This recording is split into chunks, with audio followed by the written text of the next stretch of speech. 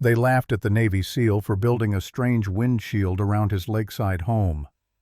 Neighbors whispered that he was paranoid, that no one needed that kind of preparation.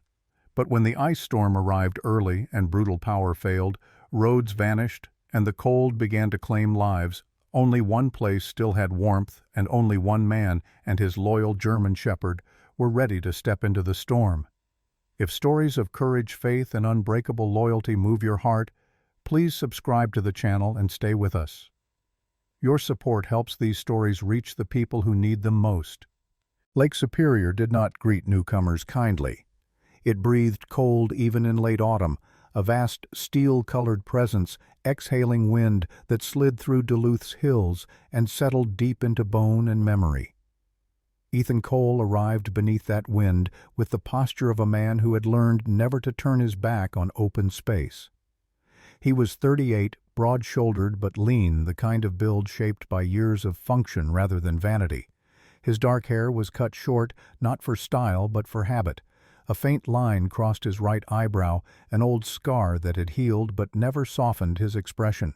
His beard was kept trimmed close enough to hide the hollowness of his cheeks, but not the discipline in his jaw. To strangers, Ethan appeared distant, even cold. To those who watched closely, there was something else, a man always listening for a sound that might never come. The small house he'd bought sat on a rise overlooking the lake. Its paint weathered, its porch slanted slightly toward the wind as if bowing in surrender. Most people would have chosen something sturdier. Ethan chose it because it faced the storm head-on. He believed in seeing danger before it arrived. At his side moved Ranger. The German shepherd was 5 years old, full-grown, and powerfully built, with a black saddle marking and deep tan legs dusted pale by frost. His ears stood alert, even at rest, and his amber-brown eyes missed nothing. Ranger walked with the quiet confidence of a dog who had been trained not just to obey, but to decide. His left ear bore a small notch, a reminder of a mission that had gone wrong years ago. Ethan never spoke of it. Ranger never forgot it.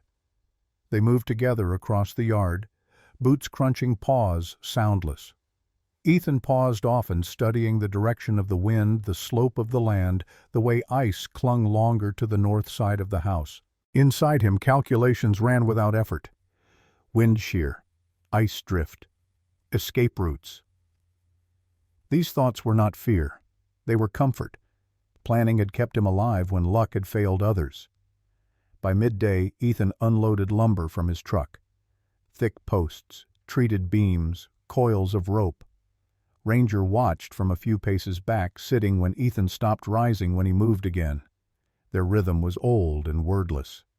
Ethan drove stakes into the ground, marking a wide perimeter that curved like an unfinished thought around the house.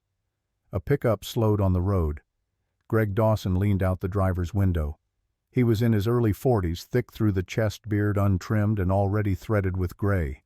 His face carried the relaxed confidence of a man who had lived in the same town all his life and believed that familiarity equaled understanding. Building a fence he called half-smiling.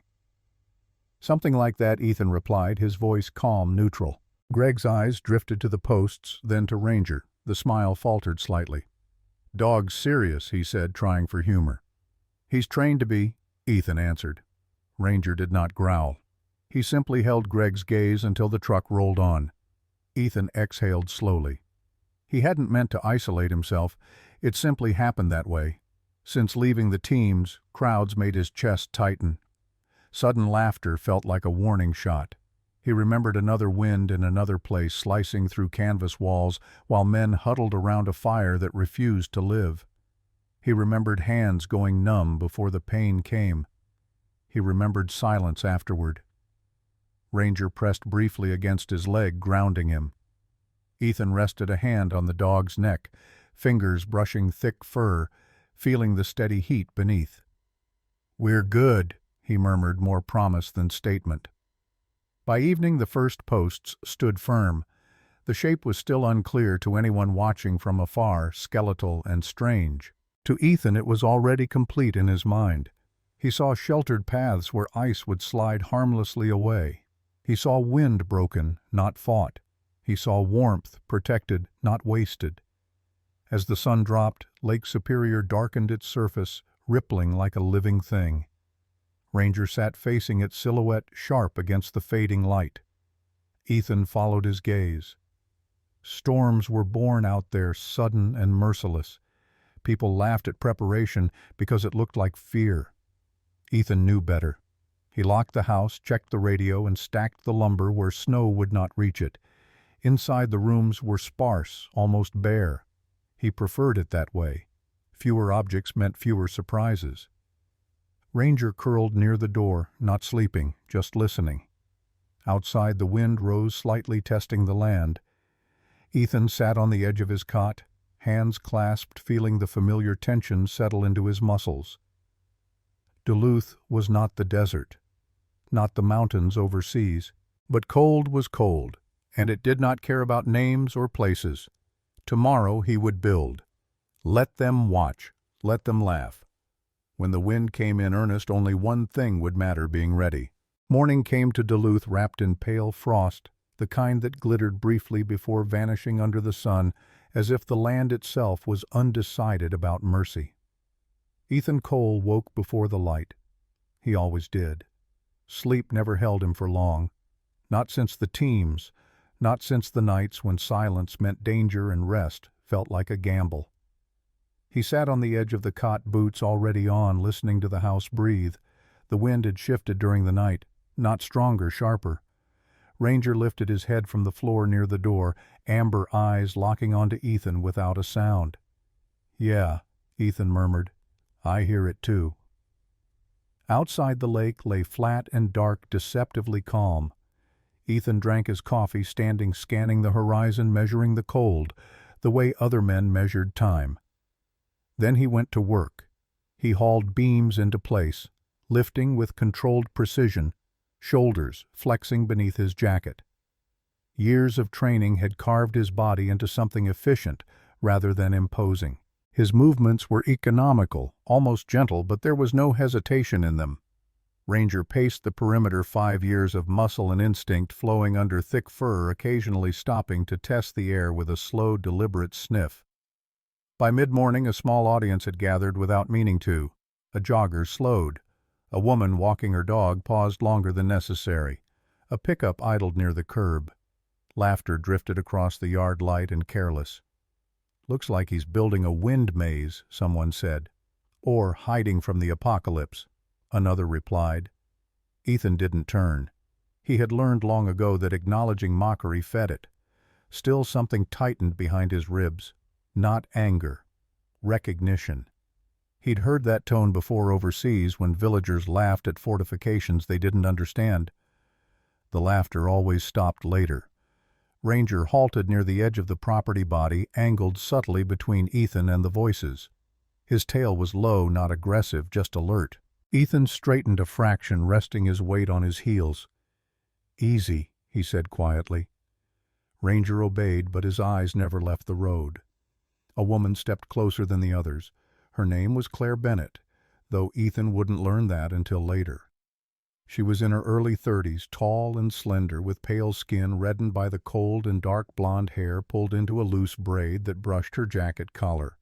There was curiosity in her face rather than judgment, and worry lived beneath it, faint but persistent. She held a paper bag from the bakery downtown, the smell of bread briefly cutting through the cold air. "Sorry," she said, offering a small apologetic smile. "Didn't mean to stare. We're just not used to this." She gestured vaguely at the posts. Ethan wiped his hands on his gloves. Preparation looks strange until it doesn't. Claire blinked, then laughed softly, not unkindly. "That's one way to put it." She glanced at Ranger. "He's beautiful." Ranger sat on command without being told, chest-broad posture, calm but ready. Claire's eyes widened slightly. "Definitely trained." "Yes," Ethan said. He didn't add anything else. Some truths didn't need decoration. She nodded, sensing the boundary, and stepped back. "Well, welcome to the neighborhood." Her voice carried something else now, unease maybe, as if a question had been planted in her mind. The laughter thinned as the crowd dispersed. Ethan returned to his work, but the sounds lingered, echoing in places he preferred to keep sealed. He remembered a younger version of himself laughing once long ago before the wind taught him better.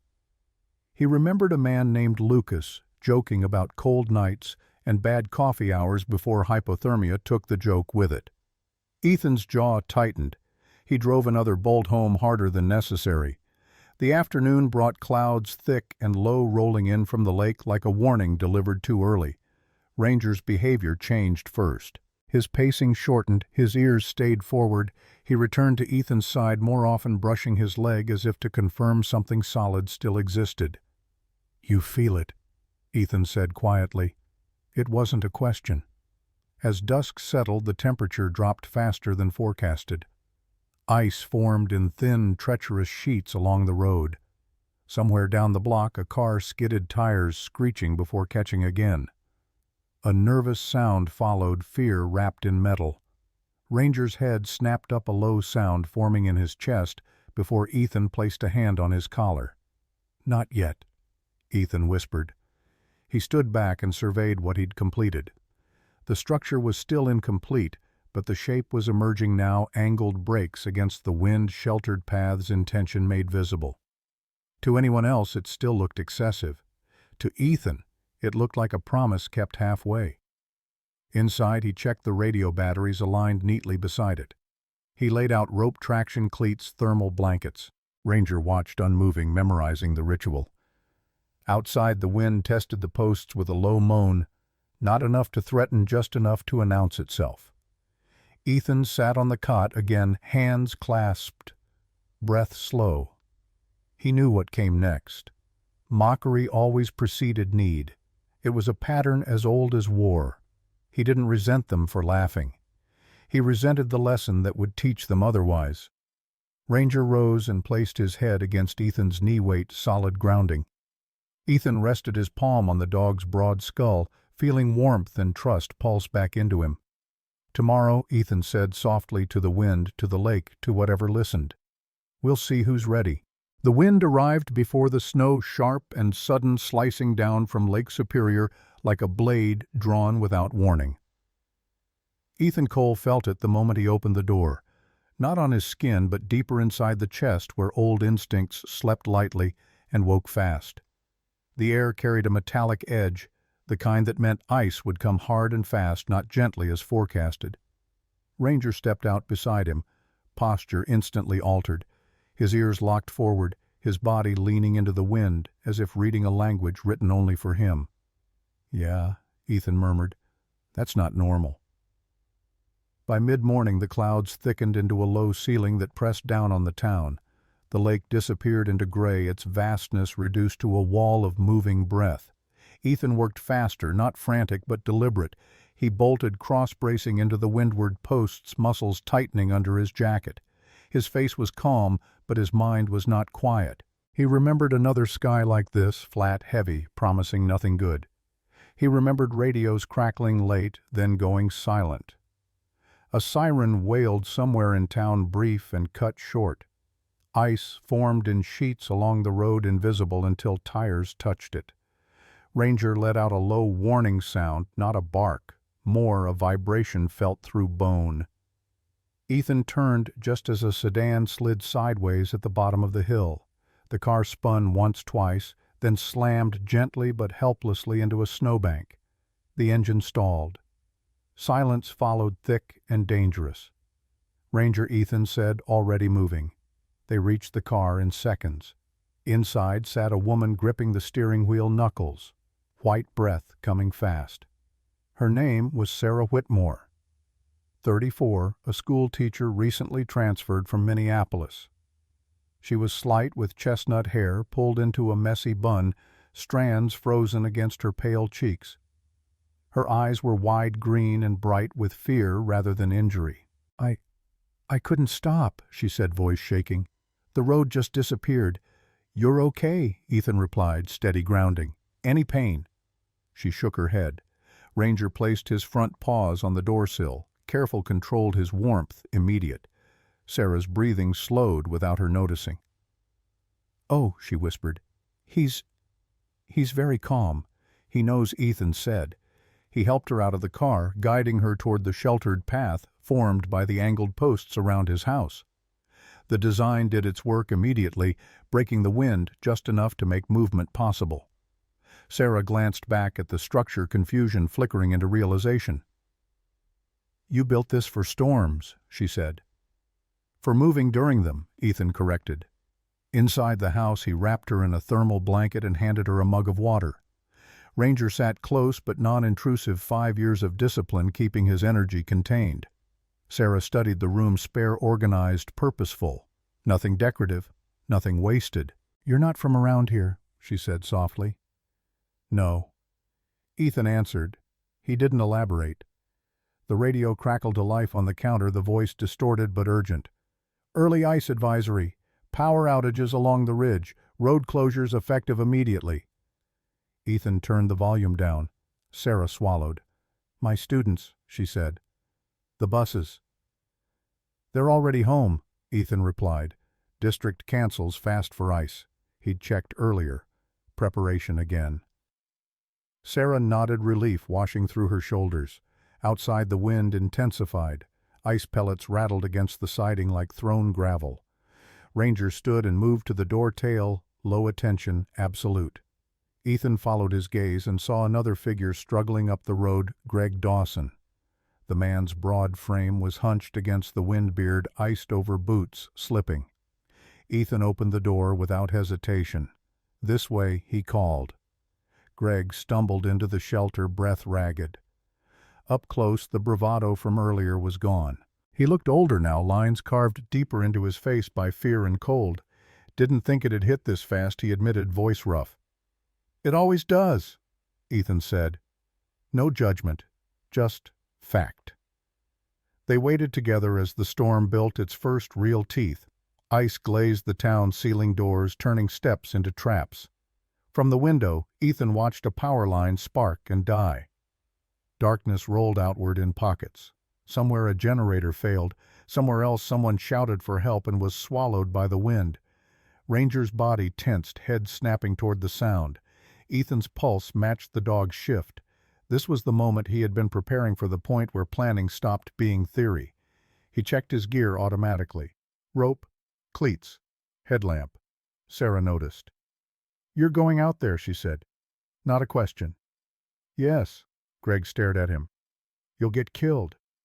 Ethan met his eyes steady. "People freeze faster." Ranger moved to Ethan's side, silent, ready. The German shepherd's amber eyes held no fear, only focus. 5 years old, trained through noise and chaos, shaped by a bond that had survived things neither of them named anymore. Ethan opened the door. The wind lunged. Ranger leaned into it, anchoring himself, then looked back once, checking in. Ethan nodded. They stepped into the storm together, one man and one dog, disappearing into a white that no longer laughed. Night swallowed Duluth whole. The storm did not howl anymore. It pressed a heavy, relentless force that flattened sound and sense alike. Ethan Cole moved by feel as much as sight boots, biting into ice with each careful step. Headlamp carving a narrow tunnel through white chaos. Ranger stayed half a pace ahead, 5 years of muscle and instinct moving with practiced economy, his black and tan coat already crusted with ice. They followed the sound that had been swallowed earlier, a cry cut short by wind. Ranger angled left, nose low, then lifted his head sharply. Ethan trusted that movement without thinking. He anchored the rope to a street sign buried to its neck, clipped himself in, and let Ranger lead. The leash between them was slack, but alive, a language spoken through tension and release. They found Mrs. Eleanor Carnes near the steps of a small blue house, half buried where drift met porch. She was in her late 70s, slight as a sparrow, white hair plastered to her temples beneath a knit cap gone stiff with ice. Her cheeks were mottled purple with cold. Her eyes fluttered open when Ranger whined softly and nudged her glove. She had been a widow for nearly a decade, known in the neighborhood for baking bread on Sundays and refusing help until it was almost too late. "Eleanor," Ethan said, keeping his voice steady and close. "I've got you." She tried to smile. It didn't quite work. "I was just checking the latch," she whispered. The lie was gentle practiced. Ethan wrapped her in a thermal blanket, securing it tight, then tested her hands. Cold, but not lost. Ranger pressed his flank against her legs, a living wall against the wind. Together they moved her back along the sheltered route Ethan had carved days earlier. The angled posts broke the gusts just enough to make progress possible. When they reached the house, Ethan eased her inside, set her near the heat, and left water within reach. He didn't linger. Ranger was already turning back toward the storm ears pinned forward. The next call came from the dark itself, a light flickering, then vanishing 2 streets over. Ethan felt the old weight settle into his shoulders. Names mattered in storms like this. You remembered them so you didn't lose them. They reached a collapsed carport where Mason Bennett knelt in the snow trying to free a door frozen shut. Mason was mid-30s, broad-backed, with a mechanic's hands, beard rimed white. His jacket was too thin for this cold. Stubbornness had always been his armor. Inside the house a baby cried, thin, exhausted. Claire Bennett stood at the doorway, face pale, eyes fierce with the kind of fear that sharpened resolve instead of dulling it. "The generator died," Mason said hoarsely. "Wood's wet." "I can't." "I know," Ethan said. He didn't ask questions. He moved. He set traction chopped ice free and slid a dry bundle under the overhang. Ranger darted inside long enough to press warmth against Claire's knees, then returned to watch the wind. Ethan fed the stove with dry fuel coaxed flame to life and waited until the baby's cry softened into hiccuping breaths. Claire's shoulders sagged as if a string had been cut. "Stay inside," Ethan said. "Don't open the door unless it's us." They left before gratitude could become a burden. Outside, the storm shifted again, a treacherous lull that carried sound farther. A crash echoed wood giving way. Ranger barked once sharp, then lunged toward the sound. Ethan followed, heart hammering with a rhythm he recognized from places he didn't name. The fallen limb came down fast. A branch as thick as a man's thigh sheared loose from a frozen maple and struck the ground where Ethan had been a second earlier. Ranger leapt, but not far enough. The crack was loud wrong. The dog yelped a sound that sliced Ethan open from sternum to spine. Ranger Ethan was on his knees in an instant, tearing ice-crusted twigs aside. Ranger lay half-pinned, breath fast, eyes bright with pain and apology. His back leg was caught at an angle that made Ethan's stomach drop. Training surged up through fear. Assess. Breathe. Act. "It's okay," Ethan said, voice low and unbreaking. He freed the limb with brute force and leverage, ignoring the burn in his arms. Ranger tried to stand, failed, then stilled at Ethan's hand. Trust. Absolute. And terrifying. Ethan wrapped the leg tight and clean, then lifted Ranger against his chest. 5 years old. 80 pounds of living weight that mattered more than the storm, more than the street, more than the cold gnawing through Ethan's gloves. He turned back every step in argument with gravity and wind. At the house, Sarah Whitmore opened the door without being told. She had found a steadiness in the hours since her rescue hare re-tied jaw set. She helped clear space by the heater while Greg Dawson hovered, face stripped of bravado, hands shaking as he fetched towels. Ethan laid Ranger down gently. The dog licked his wrist, once tail thumping weakly, then rested his head against Ethan's boot. The storm raged on, but inside there was heat and breath and names that were still attached to living bodies. Ethan sat back on his heels, shaking now that he could.